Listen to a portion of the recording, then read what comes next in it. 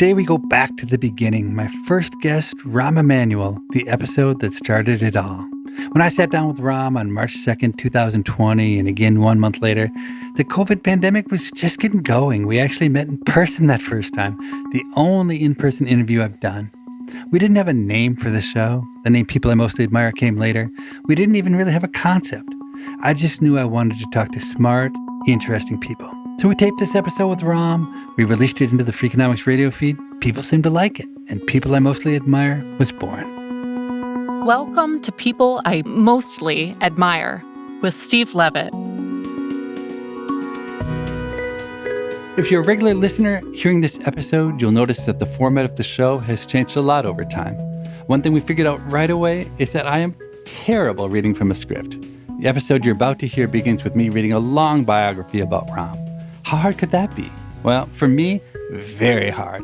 It took roughly 20 takes to get something I thought sounded decent.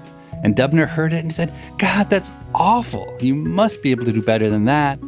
So roughly 40 tries later, I produced what you'll hear below. And it's still hopelessly, embarrassingly bad. So have a good laugh at my expense and be glad we banished long scripted segments from the podcast.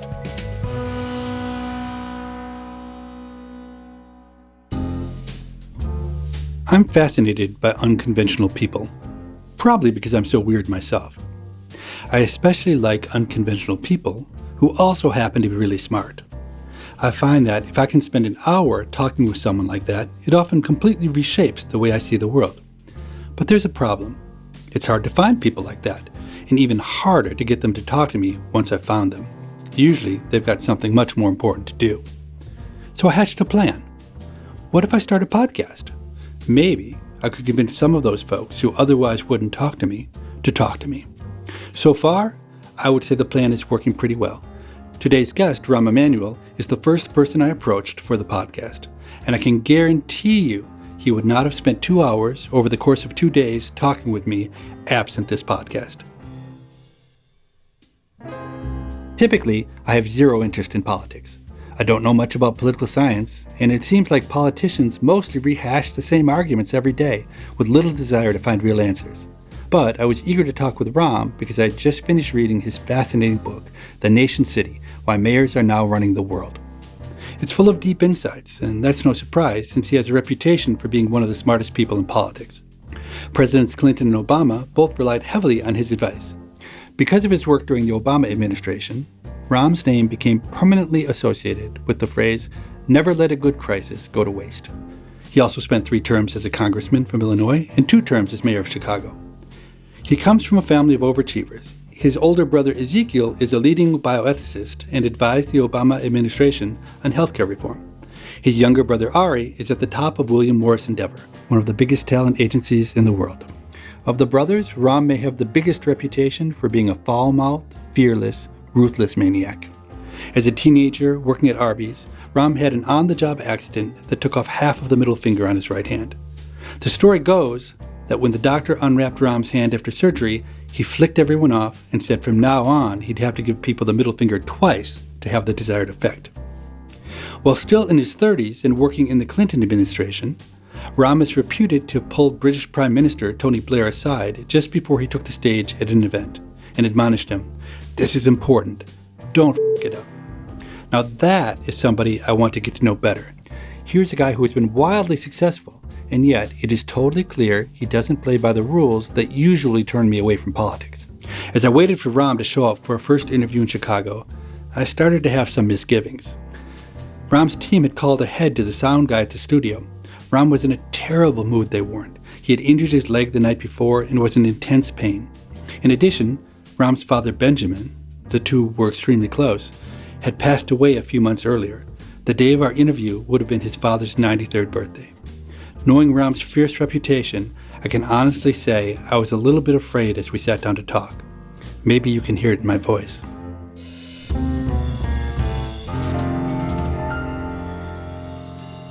We're rolling? We're rolling. Great. Rahm, why don't you tell us your name, what you're doing now, and a couple of the jobs you've done in the past? Rahm Israel Emanuel, father of 3, former senior advisor to President Clinton, member of Congress and in the leadership, chair of the Democratic Congressional Campaign Committee, President Obama's chief of staff and then mayor of the city of Chicago for 2 terms. The thesis of your book, Rahm, is that mayors run the world, and COVID must be the toughest possible test of that thesis. It's a truly global disaster that's disproportionately hitting the large cities, and it's one that requires, national and cross-national cooperation. Do you think of COVID as being the exception to your rule that mayors run the world? One of the principles of the book is that as the national government was dysfunctional, local and state leaders were going to step up. Now, I say in the book, and I want to repeat, there is no replacement on certain levels. I mean, you can't really have an immigration policy or climate change policy just in Chicago. You do need the national government to do certain things. I do think one of the things that's going to come out of this is that we're no longer going to accept this kind of dysfunction.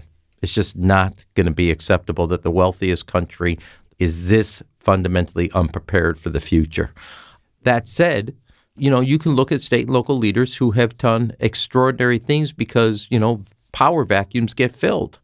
Mayor Garcetti was the first to say that he's going to make wearing masks the blanket policy of Los Angeles.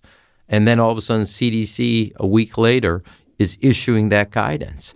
Let me toss off a hypothesis I have, which is related to what you've been saying. So this particular crisis has been incredibly information-rich. It's been data-rich. And the actions people have to take depend on their ability to understand data and models and forecasting, because the point at which you have to take radical action is the point at which almost nobody was sick, almost no one was dying.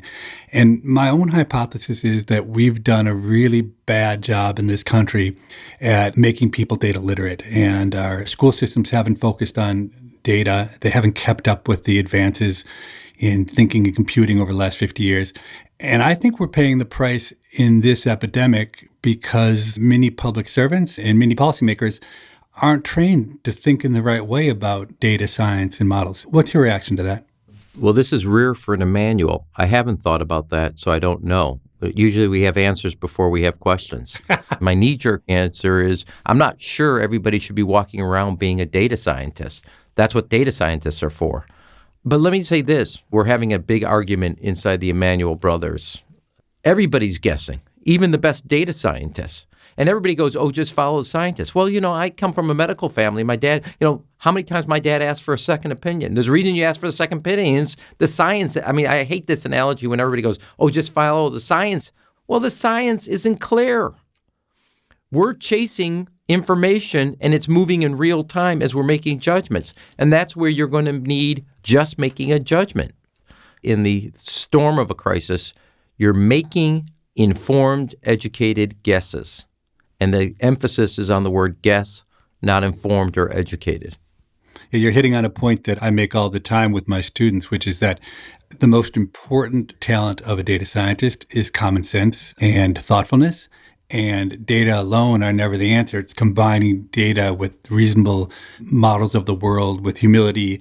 But I want to give you credit, Rahm, as well, because you were just able to say, I don't know, which I think says a lot about you. And I think on those questions where you answer with confidence, I think that should increase our confidence of the answers you're giving. I may have you call some family members. If you were a public servant right now and you had to think about coming out of this quarantine, what job would you want to have, and what would you be trying to do? I think I had the 2 jobs I would want in any crisis, which is the mayor and chief of staff. On the national level, I think you got to do 3 things right now. One is how to step up a robust testing system, because you're going to need it both for identification of hotspots and the ability to transition to some level of normalcy on the economy.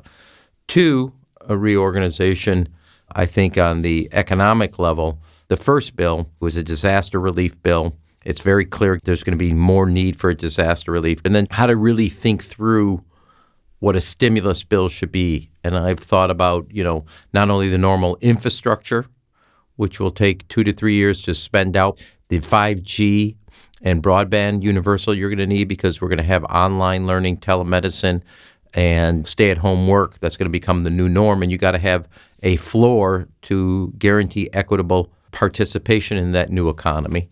And then I think major investments in our public health. To quote Warren Buffett, When the tide goes out, you see who was swimming without shorts. And even though I think we have a great healthcare system in the country, the kind of starvation budget of our public health indicates that we have not kept up with future public health needs. And then third, if you look at history, in the beginning era of the Cold War, we realized we needed a more coordinated effort. The National Security Council was established. After 9/11, we created the Homeland Security Department and the DNI, the Director of National Intelligence, to bring all our intelligence agencies together. After the poor response to Hurricane Andrew in 1992 in Florida, President Clinton, when he got elected, elevated FEMA to a cabinet level, put a serious person there, and plussed up the budget. This is our fifth pandemic in 20 years. You're going to need a new office for bringing together all the resources so there's one person in charge and accountable for our public health early detection, mobilization, and deployment of resources. Because SARS, MERS, H1N1, swine flu, Ebola, since not one of those really destabilized us, we got our guard down. But we've been exposed, and now we're going to have to organize. You can't have CDC, NIH, FEMA, the military, the intelligence, all playing a role in this, but nobody accountable for it. Why did you choose public service? I grew up in a home where politics, not just electoral politics, but current events, was debated constantly. My mother was an activist who set up and ran the CORE here in Chicago, Congress on Racial Equality, did all the open housing and integration of beaches in Chicago. My father, as an immigrant, was a pediatrician trying to set up a practice. And in 1962, he's been here like 3 years, barely speaks English, and he quit the American Medical Association over national health care, which he was for and they were against. And then just a few years later, with maybe just a few more words of English under his belt, he sues the city of Chicago over lead in household paint and organized the pediatricians against that. Your dad was certainly ahead of his time with lead. Just 52 years. Yeah. But your mom as well. I mean, the racial attitudes in Chicago in the 1960s, they weren't particularly friendly, right? No. In fact, when we lived on Buana, which is in Edgewater, we got kicked out of there because of all as the landlord said, all the colored people that were coming to the house. And so it was very much in the home, and both of them, both on economic and social and racial justice, demanded the kids do something also of social and political value. So let's fast forward. As I understand it, you took a huge bet on a governor that nobody ever heard of, and it seems like that's been paying dividends ever since. My dad was totally against this, so I used to tease him about it. So the chairman of the Democratic Congressional Campaign Committee, when I was political director in the late 80s, was the congressman from Arkansas. So we used to go through Arkansas quite frequently. And I got to know Bill Clinton and believed what he was doing.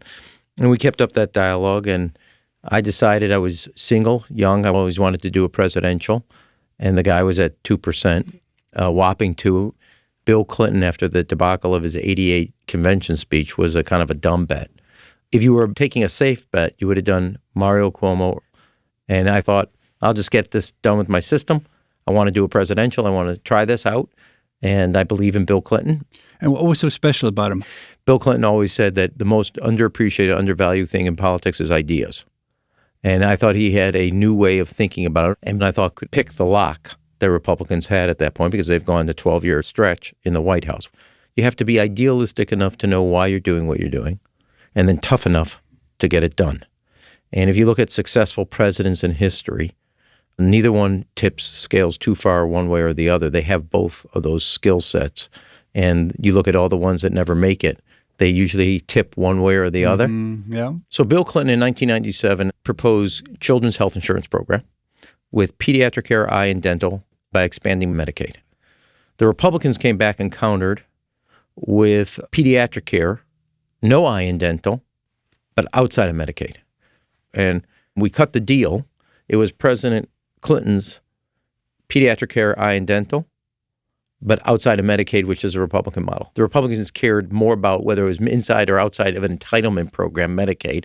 And the president says, we're here to get kids health care. We're not here to get a program expanded. Newt Gingrich says, we're going to accuse you of nothing but welfare for people that work.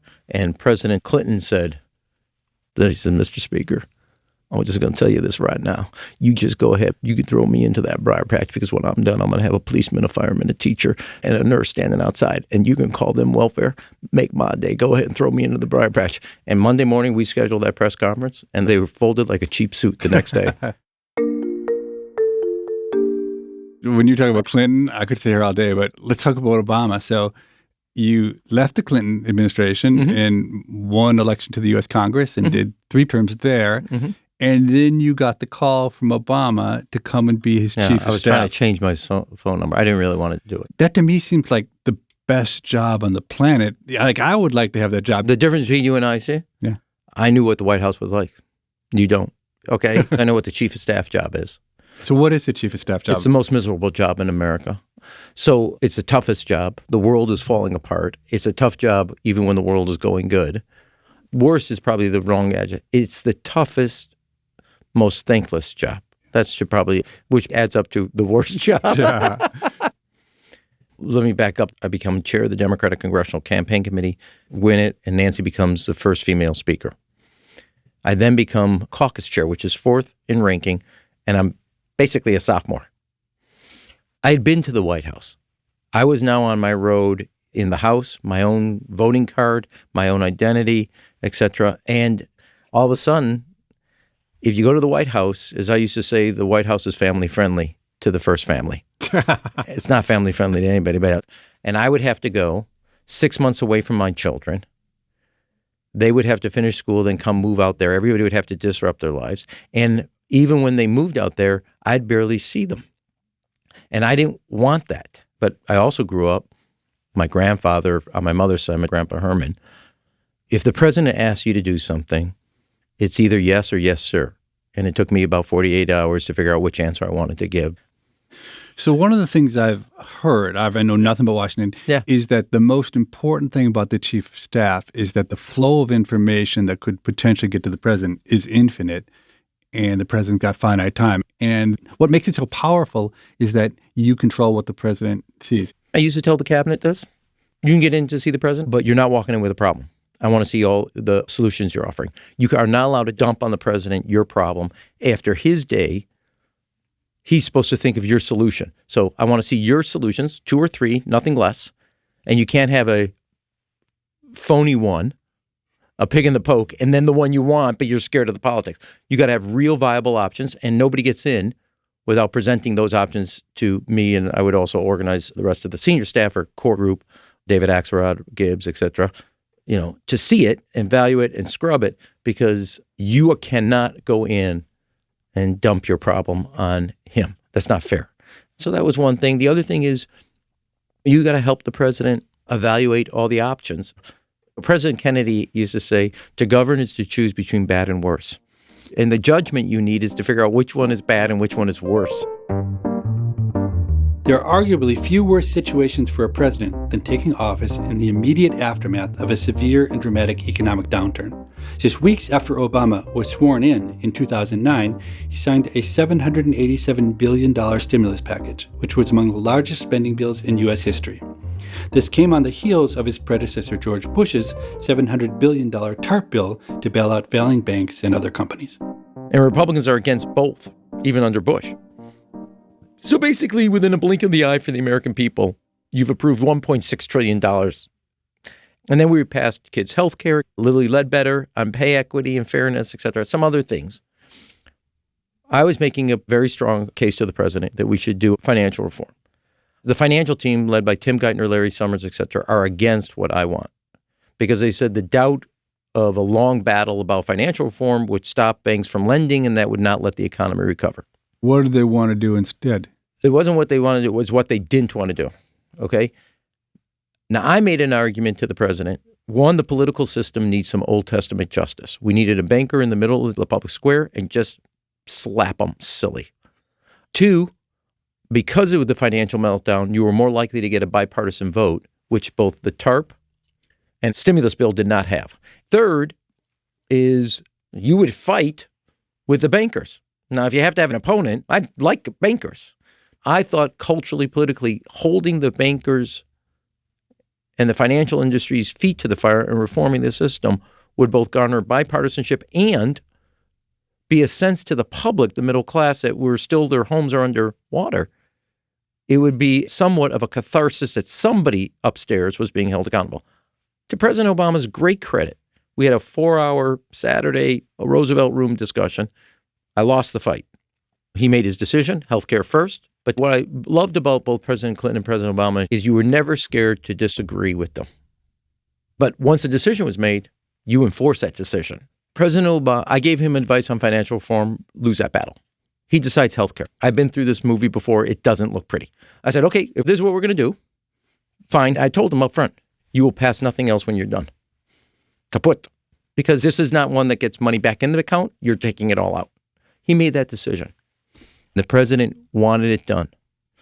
Now, did I chase members down, including working out at the gym and being very clear to them how they were going to vote? Yeah. I have no bones about it.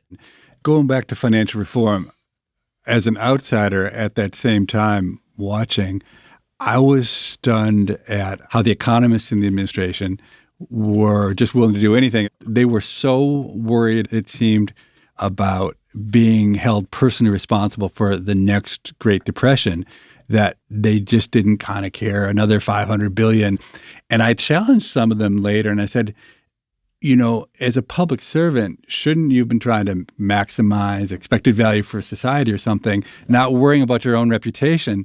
And it was kind of like they hadn't thought about that before. And then they changed their tune dramatically after that, said, no, it wasn't about our reputation. It was uncertainty and da-da-da. So I think we're on the 12-year anniversary of the financial bailout. That was really good policy. It saved the country from a depression, plus the stimulus bill, the two of them combined. Two of the worst political decisions you could ever make.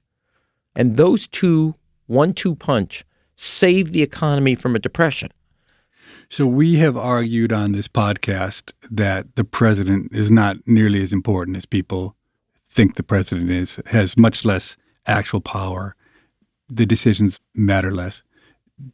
You pretty much disagreed with everything I've said so far. Do you disagree with that as well? Yeah. So you think the president is actually really important? So, yes, big time. If I had known this, I never would have come on this podcast.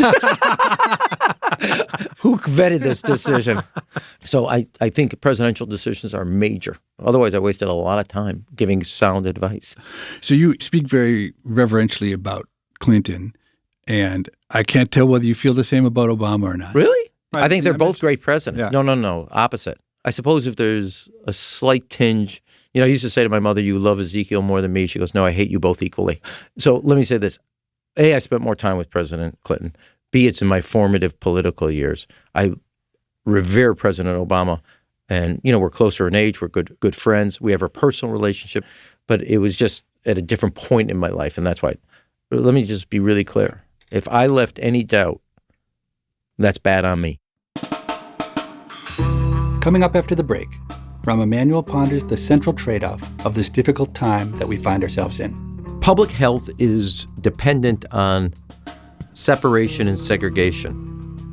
The economy is built on a premise of integration and interdependence. That's right after this.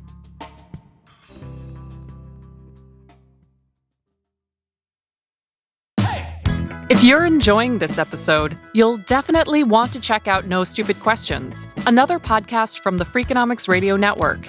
Each week, Stephen Dubner and Angela Duckworth ponder the same kinds of perplexing questions about human behavior that Sendel wrestles with, like why it's so hard to remember what we've read. Stephen, I've been thinking about a conversation that we had about A Tree Grows in Brooklyn. You said you loved that book, but you couldn't remember a single thing about it.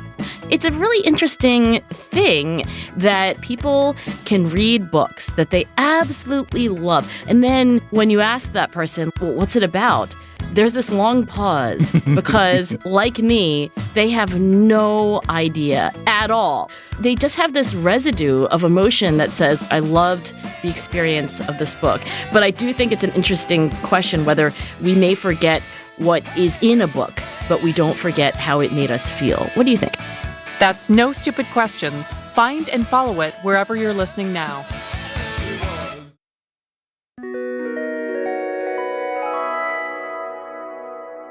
Listening to this episode now, 16 months and 40 episodes later, I realize how easy Rahm made my job that day. He's a dream guest in the sense that he has great stories and he's not afraid to make bold statements. He loves to talk, but he also knows when to stop talking.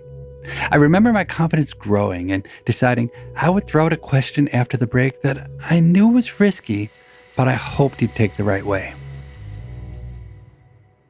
A long time ago, Steve Dubner wrote a piece about me in the New York Times, that I was this brilliant guy, and when there was some problem, I'd scratch my head, I'd type in the computer, and some brilliant solution would pop out.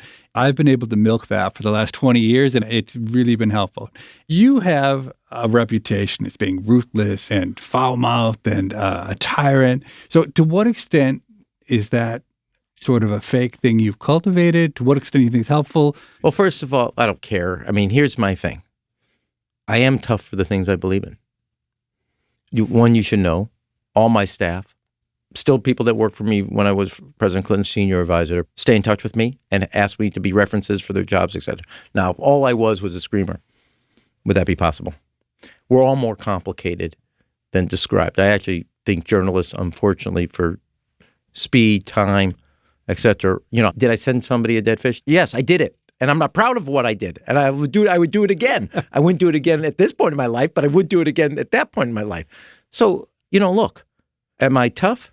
Yeah. Am I passionate? Yes. Am I a caring person who reaches out to people who years ago worked for me for all the screaming and yelling that, quote unquote, I only do? That's all I do. I only have one tool in my toolbox. That's it. Really? Now, is it out there? Does it work for me sometimes? Sure, but update your metaphors, man. I'd sent the dead fish close to 30 years ago, okay? But to you, I want to congratulate you taking one article and making all the money you did off of that one article. So you probably don't remember, but the first time we ever met in person was when you had decided to run for mayor. We talked for a few minutes, and I said, you can't seriously want this job. The mayor of Chicago right now is the worst job in the world. The city finances are in shambles, pensions are unfunded, and the crime. And you probably don't remember your answer, but your whole demeanor changed. And you got very quiet. And not like you're like a teary guy or anything, but you said, I love Chicago. And I'm the only guy who can save Chicago. I said I'm the only guy? Yeah, you said that. And it really struck me because I'd never met you, obviously, but I'd heard so many stories about how ruthless you were. And at that moment, either great acting or a really genuine sense that you were doing things. Either authentic or faking the authenticity. Yeah, exactly. So you come and you win and you serve 2 terms as mayor. And now you've written a book about mayors. Look, the introduction is about my grandfather's journey from Eastern Europe and fleeing the pogroms of Eastern Europe to come to a city as a 10-year-old. And this city, made our family. And I do believe it's the most livable big city in America. It's the quintessential American city. And it's the city that welcomed not only my grandfather, but my father. And we put our roots down here. So it's home. And you have, Steve, I think some old shoes you refuse to throw away, right? And when I went to college, I immediately came home. When I left the Clinton White House, I immediately came home. When I left President Obama's side, I immediately came home. And so this is home. And the book is about, the center of gravity of our politics. We've had these fluxes between national versus local. We're in the beginning of what I think is a major local breath or center of gravity and a diminished role for national. That's also true in Brussels and London, etc. When you think about the way you work, where you work, how you get to work, where you raise your kids, etc., the amenities of your neighborhood and community, schools, transportation, libraries, parks, all of those are services your local government gives, which is why 75% of the public believe in their local government, but only in the 20s for national. The national government's becoming more and more like Disneyland on the Potomac. What's different this time also is that local governments are, mastering the schools, the transportation, the libraries, the parks, and these investments that are key for the vitality of their city and their residents. And they have to do it, 1, because the national government's walking away. 2, they don't have the option of standing still. They have to make these investments. Just take education. Lyndon Johnson, at the height of the belief in the federal government, he creates Head Start. Cities are burning, people are fleeing, and he gives mayors some money for early childhood education. And it's to help mayors who can't get it together. Fast forward 50 years later, President Obama, working with John Boehner, the Speaker of the House, a Republican, who used to be the chairman of the Education Committee, tries to create universal full-day pre-K for early childhood education. Can't get it done. So rather than take no for an answer, he pulls together 200 mayors and says, look, I can't get this done at the national level, but you guys are the only ones that can put some points on the board. And you go to New York, go to Chicago, go to Boston, go to San Antonio, go across the country. Mayors are now finding the local resources for universal full-day pre-K. The need hadn't disappeared. The government entity that could provide that new service did. Now, Chicago, on the other side of the educational equation, we were the first city to create, with Chicago Star Scholarship, free community college tuition, books, and transportation if you got a B average in high school. No federal government, no state government, nothing. They've never even called, even though 8,000 kids have gone through it. 81% of that 8,000 are the first ones in their family to go to college. Boston's copied it. Denver's copied it. San Francisco's copied it. Oakland's copied it. But nobody expects Washington will do anything about this. What I admire about what you did in education was you were incredibly pragmatic. You looked at the situation, you said the school day in Chicago, when the school year is short, the kids are getting something like 2 or 3 less years of education over 12 years. And you did what Clinton taught you to do, which was to fight doggedly at whatever cost with the end in mind, and succeeded in doing that. I would not be sitting here across from you if it wasn't for 2 things, the love of my parents and a good education. And in government, you can affect one, you can't affect the other. So I believed in that, and I made a pledge in the campaign of 2011 that our kids in Chicago had the shortest school day and the shortest school year in the United States of America. That is an unbelievable condemnation. So before I was mayor even, I was mayor-elect, I changed the law so time was not in a contract negotiation in cooperation with the teachers union. And remember, 84% of the children that go to the Chicago public schools are from poverty or below. If you were starting with a blank sheet and you want to end the cycle of poverty, would you draft a 5.5-hour day? So that was one. And then 2, in that same negotiation in 2012, we ended up producing the resources for full-day kindergarten for every child.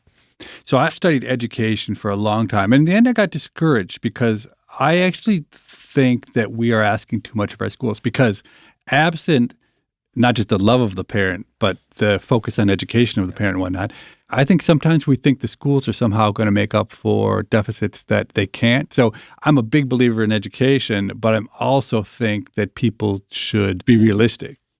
First of all, you're right and wrong. The whole debate, which is what drives me crazy, no one teacher for 45, 50 minutes can push back against all the social, economic, cultural deficits that walk into that room. It's impossible. Impossible.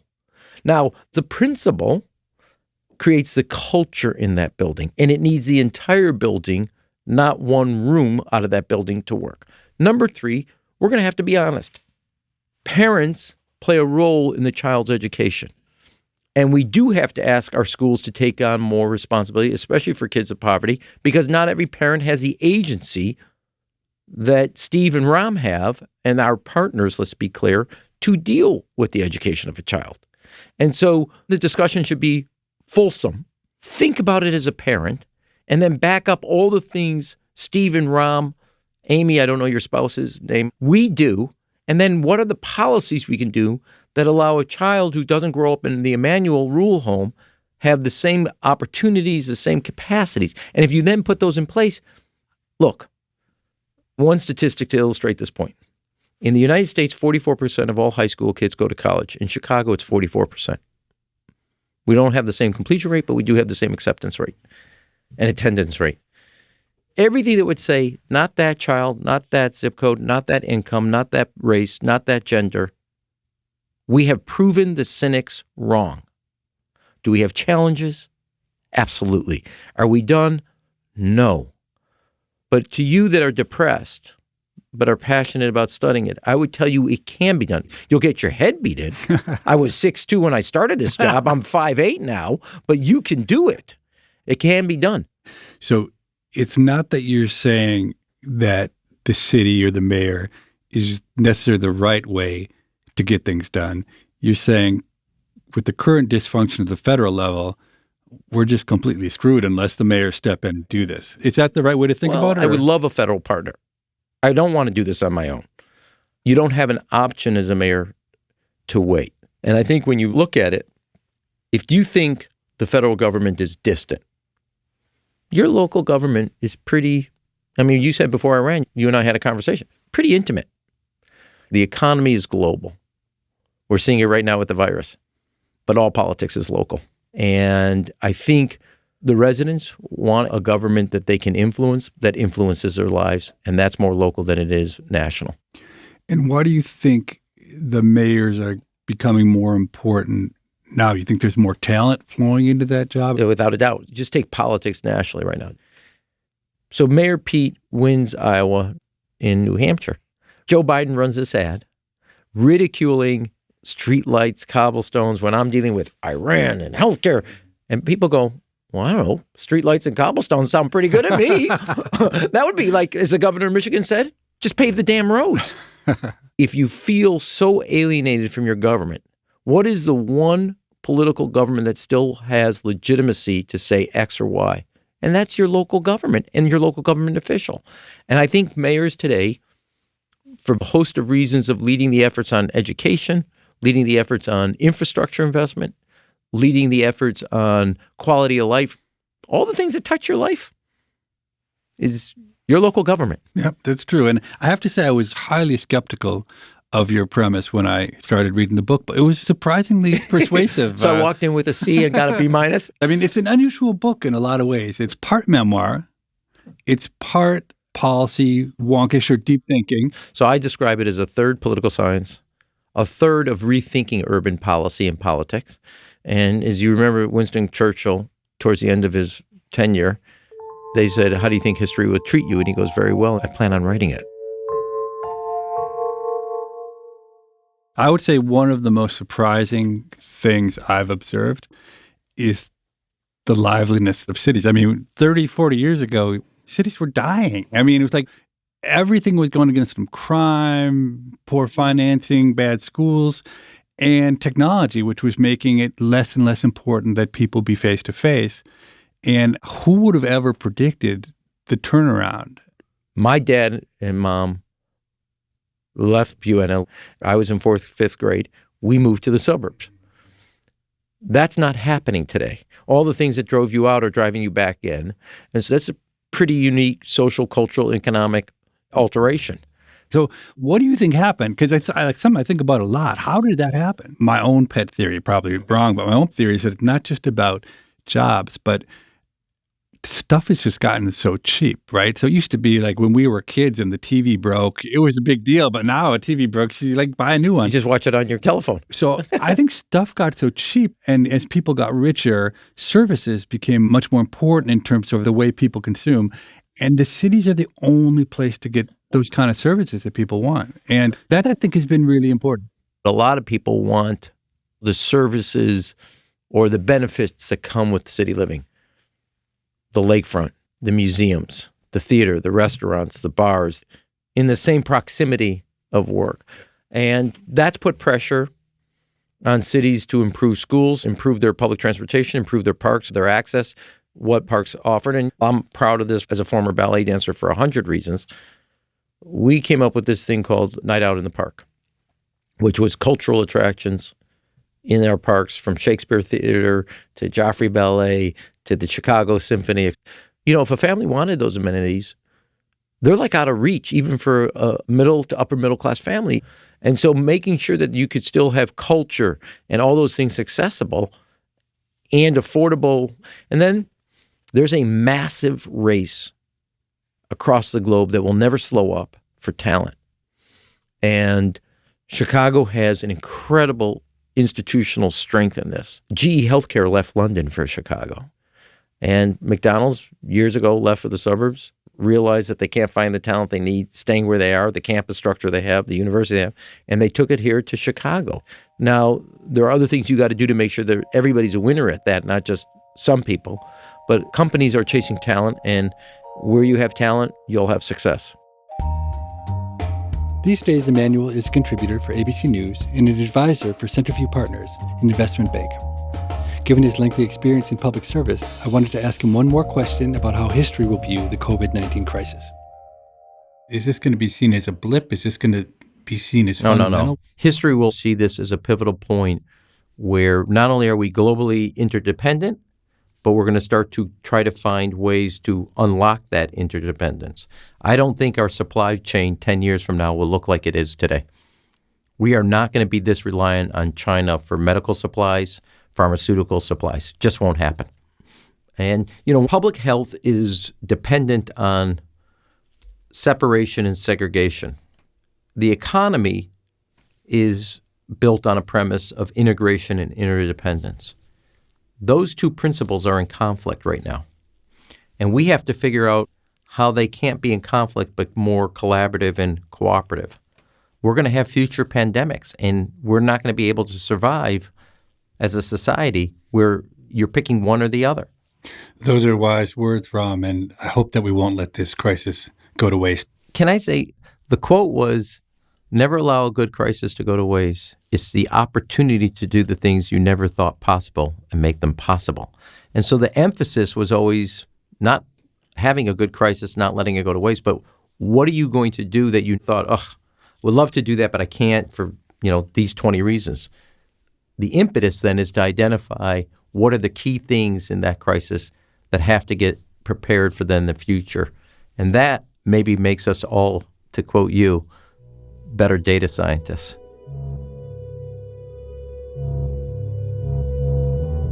So let me make a confession.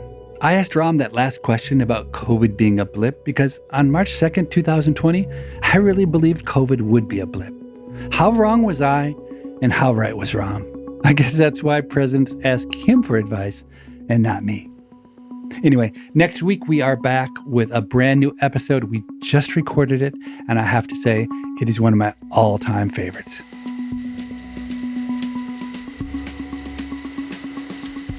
People I Mostly Admire is part of the Freakonomics Radio Network, which also includes Freakonomics Radio, No Stupid Questions, and the Freakonomics Radio Book Club.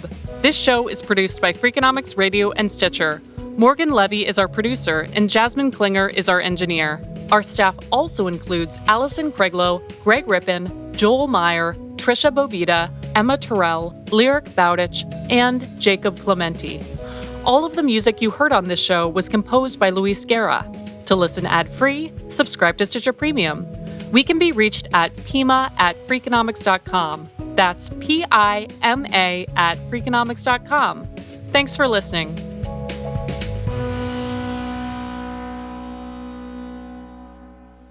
Dee Dee Myers described me as Alan Alda with an Uzi.